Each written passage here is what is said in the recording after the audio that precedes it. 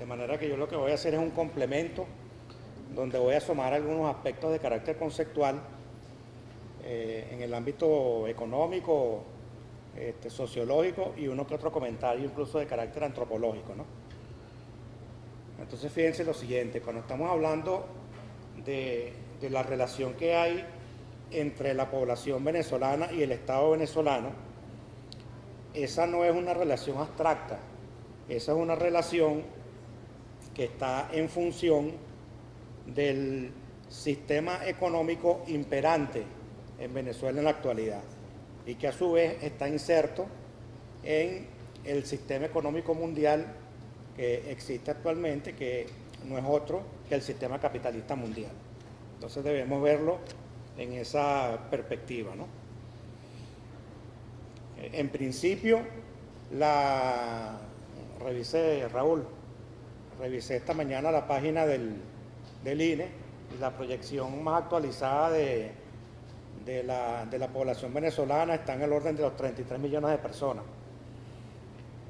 Eso desde el punto de vista de planificación significa que la población objetivo del Estado venezolano son 33 millones de personas, ¿ok? Porque el Estado debe atender a toda su población. Sin embargo, tanto la categoría población como el Estado venezolano, visto así, es una categoría muy abstracta y muy gruesa que no da cuenta de las características socioeconómicas que permitan su abordaje, qué tratamiento le vamos a dar a esa población. Entonces, desde ese punto de vista, tenemos que el rol del Estado en una economía determinada va a estar en función de dos aspectos fundamentales. Por una parte, garantizar en cada momento el proceso de acumulación de capital y a su vez garantizar la estabilidad política del sistema para que pueda seguir funcionando en el tiempo. Y esto es así porque en el capitalismo se presenta una gran contradicción antagónica, que es la contradicción capital-trabajo. Esa contradicción es la que da surgimiento a las clases sociales.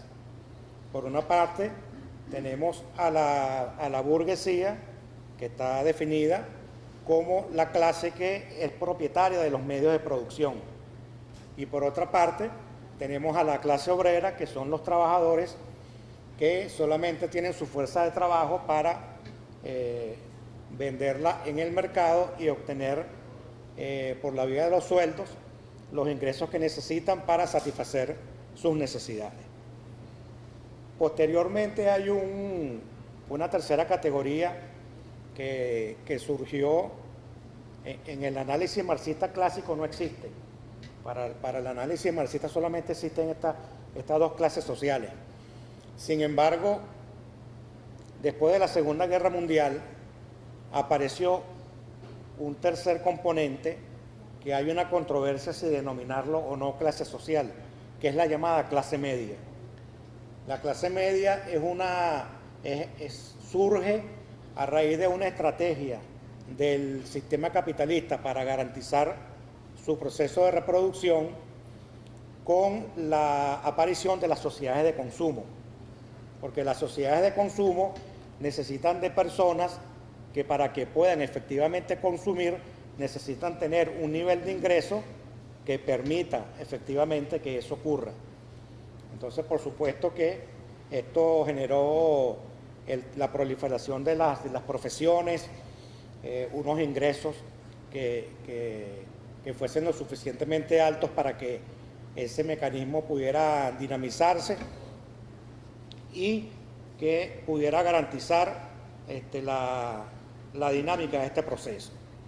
Ahora bien, si esto es así en el sistema capitalista, donde el signo distintivo es la desigualdad social a través de las clases sociales, esto tuvo algunas características que es bueno mencionarlas, porque en la primera etapa del capitalismo, que fue la llamada etapa del capitalismo liberal, aquí estábamos en presencia de la famosa metáfora de la mano invisible, donde los mercados tenían los suficientes mecanismos de autorregulación para garantizar los equilibrios económicos, la estabilidad económica y a la misma vez permitir que ese proceso se diera con ese tipo de desigualdades, pero que pudiera garantizar ese proceso de acumulación,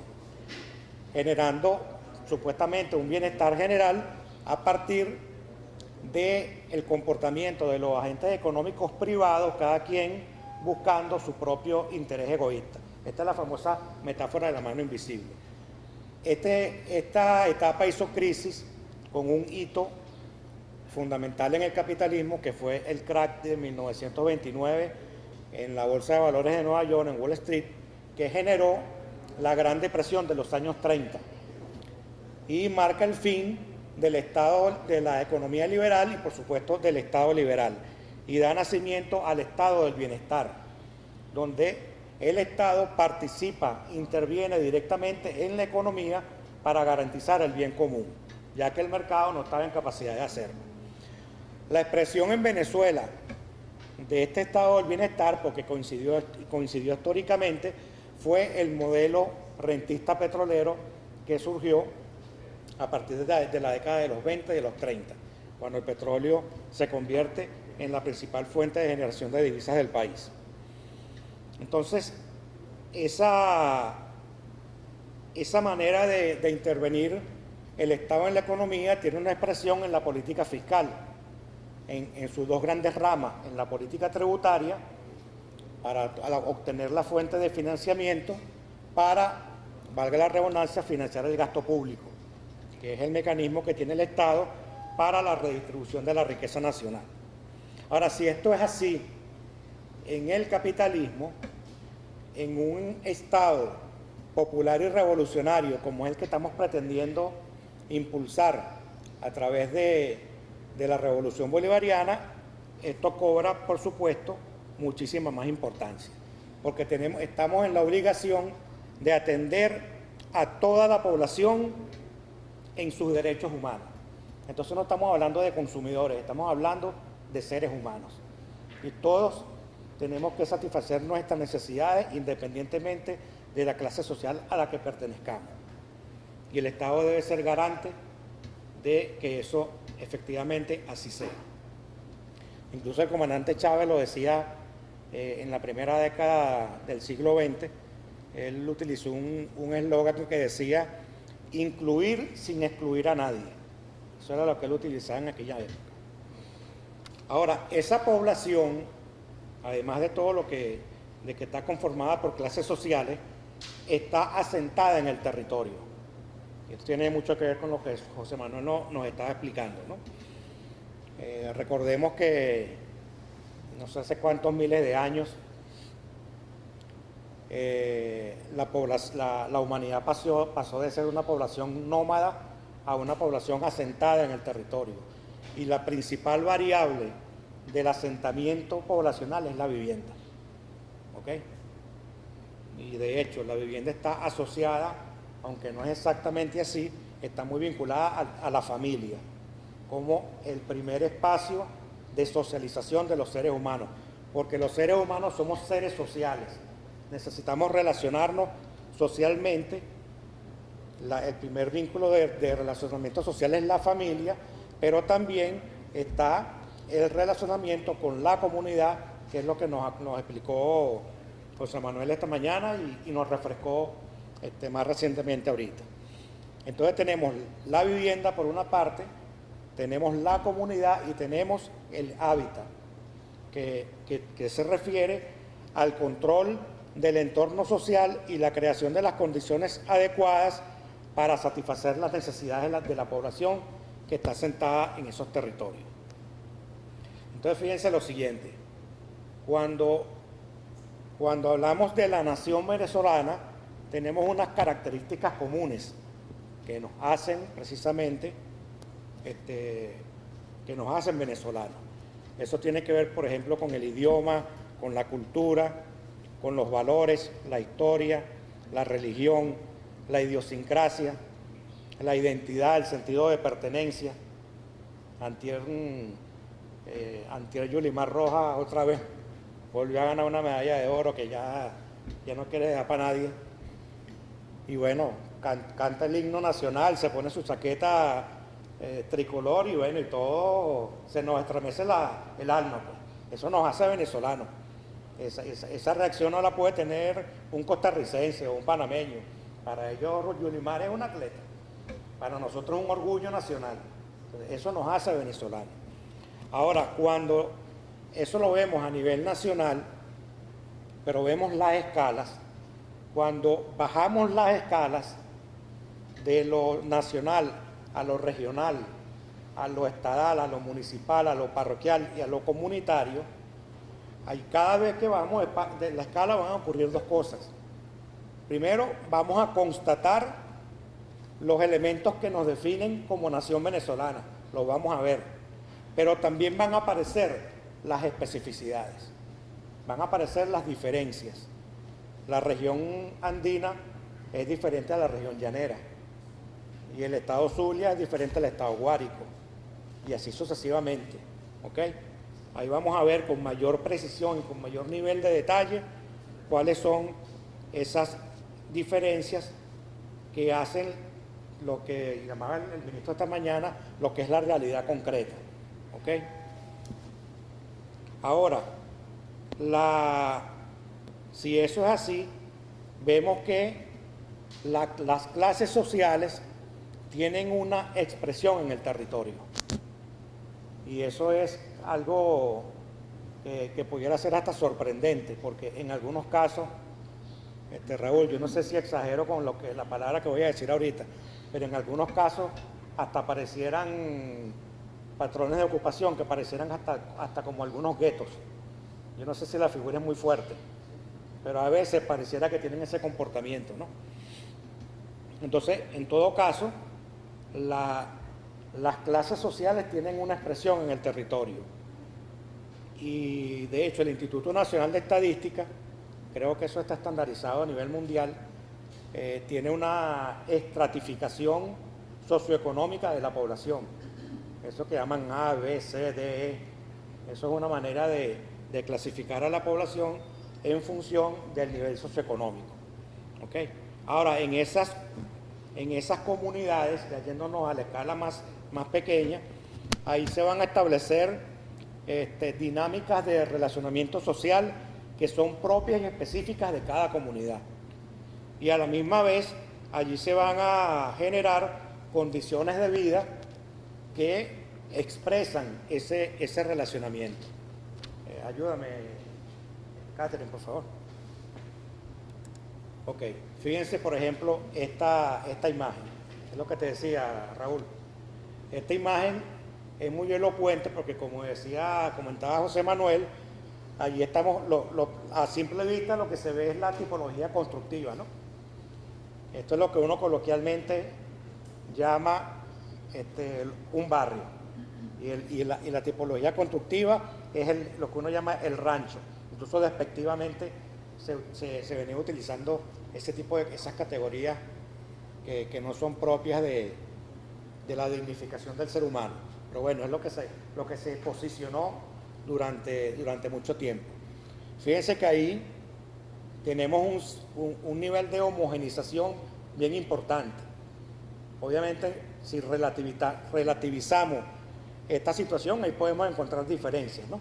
Pero hay un nivel de homogenización allí significativo, que está por la tipología constructiva, pero adentro hay seres humanos, ¿ok?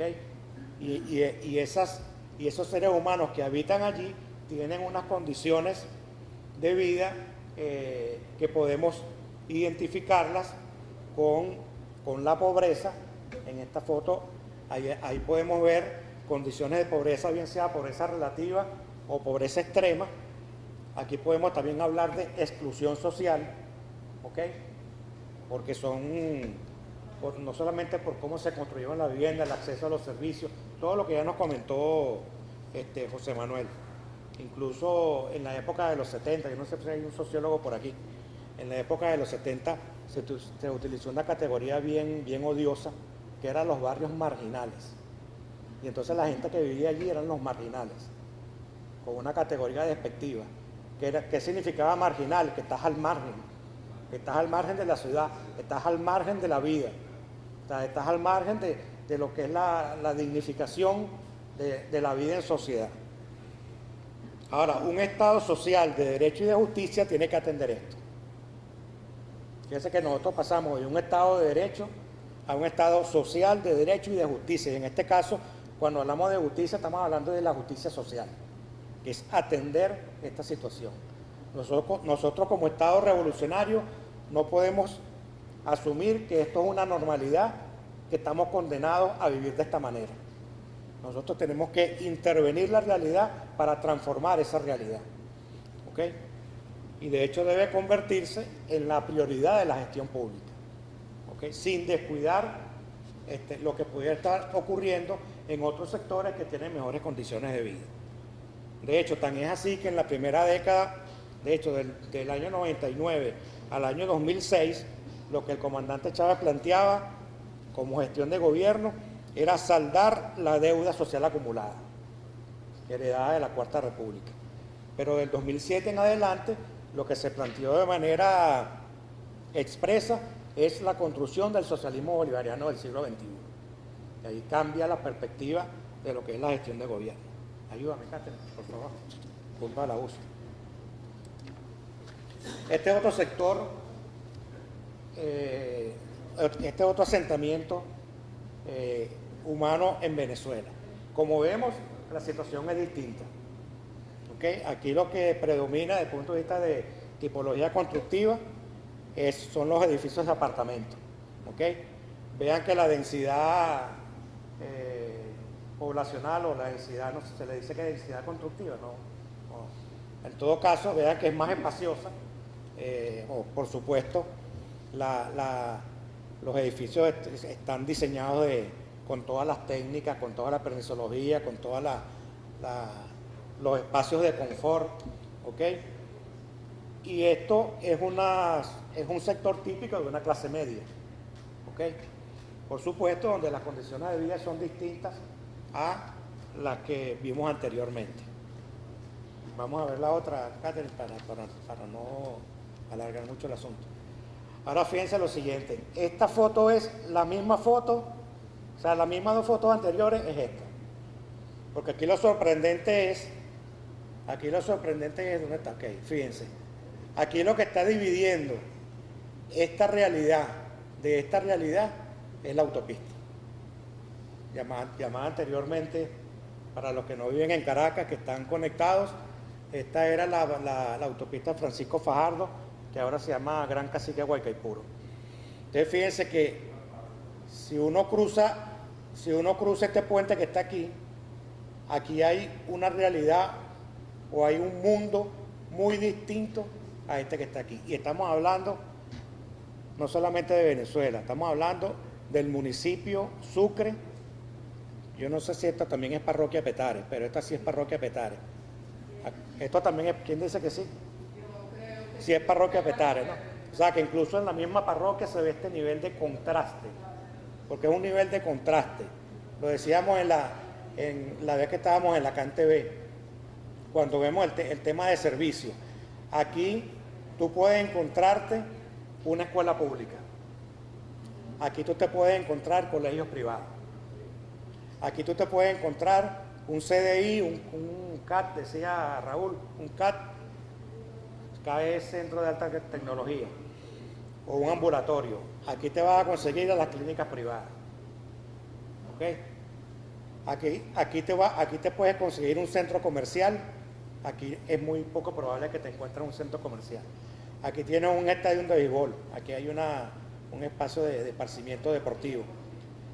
Y podemos seguir listando los contrastes que hay en las condiciones de vida de ambas realidades, porque ambas son realidades de este país y son realidades bastante contrastantes. Obviamente que la gestión de gobierno debe centrarse, asumiendo que esto sea reflejo de Venezuela, debe centrar su gestión pública en atender esta realidad.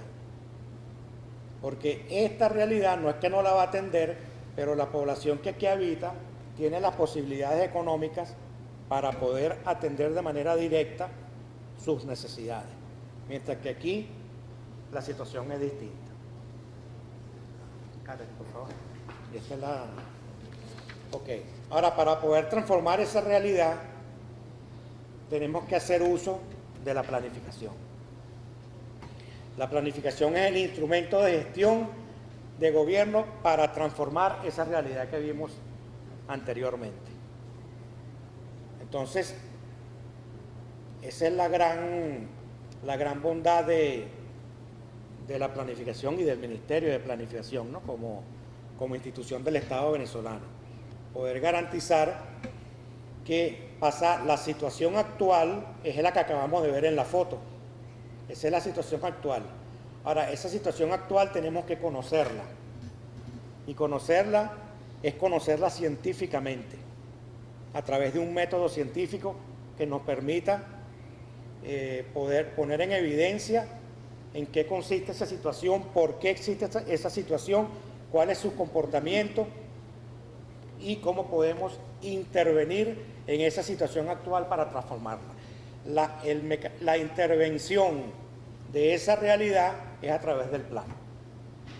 En este caso, del sistema de planes, del Plan de la Patria, que nos comentó Catherine en su intervención anterior, ¿ok? Y ese plan de acción va a tener, por supuesto, metas, objetivos, recursos, ejecutores institucionales, estrategias, políticas, todo lo que contiene un plan de acción. Porque si este plan de acción no se diseña y después se ejecuta, va a ser difícil transformar esta realidad, o incluso la podemos transformar, pero no hacia la situación objetivo, sino puede ir en cualquier otra dirección. ¿Okay? Entonces, el plan de acción, si bien no va a ser una garantía, pero nos va a dar un mayor nivel de probabilidades de pasar de esta situación actual, que es la que tenemos y que estamos inconformes, estamos insatisfechos, a una situación objetivo, que es la situación deseada, pero es la que no existe, pero es la que aspiramos tener en el corto, mediano y largo plazo. Y eso se hace a través de este plan de acción. Ahora, ¿cuál es el elemento central para efectos de esta intervención? Que el abordaje de esa realidad, de esta situación actual, lo hagamos a través de las tipologías sociales, tal como lo comentó José Manuel en su intervención. Yo les voy a leer una primera aproximación conceptual de lo que entendemos por tipología social. Una tipología social consiste en construir en el seno de la heterogénea realidad venezolana algunos agrupamientos a partir de características socioeconómicas relativamente homogéneas en función de las variables más relevantes que determinen patrones comunes de comportamiento social. Su propósito fundamental es adecuar y confeccionar políticas públicas diferenciadas que den cuenta de las particularidades existentes en los diferentes grupos sociales asentados en el territorio nacional, teniendo a la comunidad como el epicentro de la democracia participativa. Yo creo que esto recoge lo que hemos venido trabajando durante la jornada de hoy y creo que es el gran aporte que podemos dar para poder efectivamente transformar esta realidad en la realidad que queremos. Siendo esto así, planificar la gestión de gobierno en función de las tipologías sociales nos va a permitir afinar la formulación de las políticas públicas en función de las particularidades de las distintas realidades existentes. Si tenemos una realidad heterogénea como la que acabamos de ver, no podemos formular políticas públicas homogéneas, porque eso, ¿qué es lo que va a significar? que si bien puede ser válida para una realidad en particular, para la otra no solamente que no va a ser válida, sino incluso puede ser hasta contraproducente. El resultado puede ser, lo que uno dice coloquialmente, puede ser peor el remedio que la enfermedad. De manera que tenemos que hacer el traje a la medida, formular las políticas públicas en función de la realidad concreta que pretendemos intervenir. Eso nos va a dar lo que el ministro nos señaló esta mañana, y creo que Catherine lo ratificó ahorita, que es la territorialización de la gestión de gobierno. Y esto es muy importante cuando estamos hablando del nivel de gobierno central, porque si estamos hablando del nivel de gobierno central y estamos hablando de las comunidades, quiere decir que la gestión de gobierno tiene que dar cuenta de cuántas comunidades, cuántas están contabilizadas. 53.000 comunidades. Entonces la gestión de gobierno tiene que dar cuenta no de un país, sino de 53.000 comunidades. Porque obviamente con la salvedad de que van a haber tipologías donde podemos agrupar distintas comunidades. Esa sería la primera gran bondad de este enfoque. Y por supuesto, eso va a redundar o va a repercutir en una eficiencia revolucionaria de esa gestión de gobierno y va a impactar significativamente en las condiciones de vida de la población que habita en cada una de esas comunidades.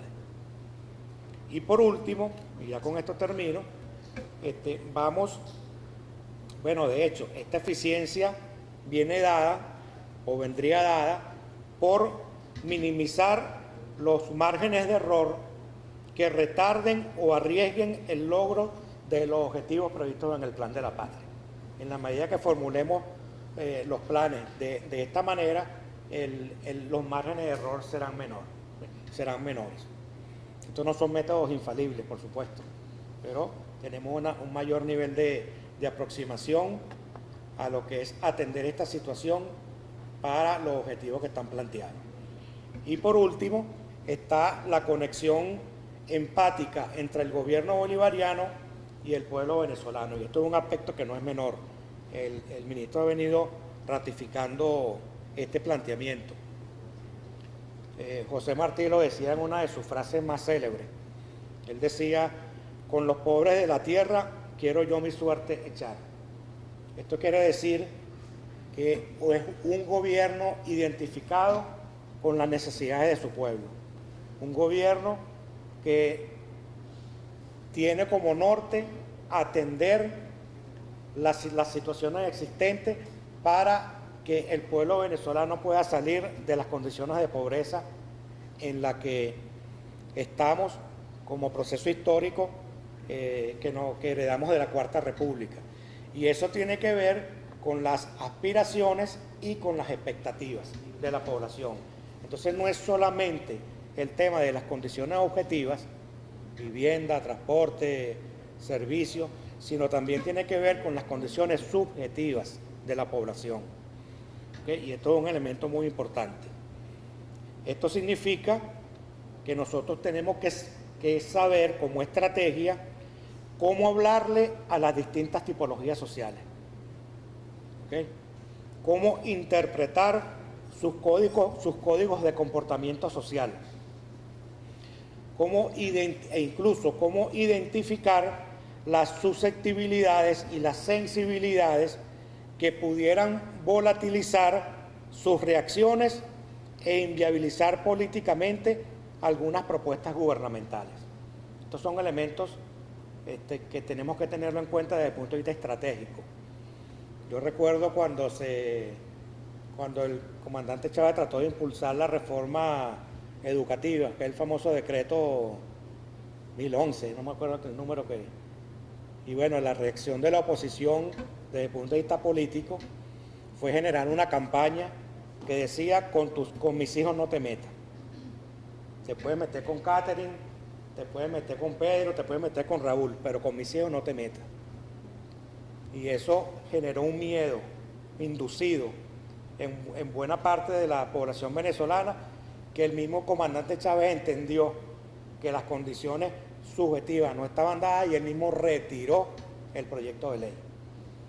¿Okay? Jugaron con el temor de la gente. Entonces, eso fue una situación donde generó un gran nivel de susceptibilidad, un gran nivel de sensibilidad. Y eso inviabilizó en ese momento una propuesta. Entonces, con esto lo que quiero decir es que si nosotros transitamos este proceso de planificación en función de las tipologías sociales, podemos tener mejores estrategias, mejores políticas y un mejor abordaje para avanzar a la situación deseada y poder superar las condiciones actuales en términos de socioeconómicos e incluso en términos de lo que es la conformación de la sociedad en el territorio venezolano. Bueno, lo dejo hasta aquí. Gracias.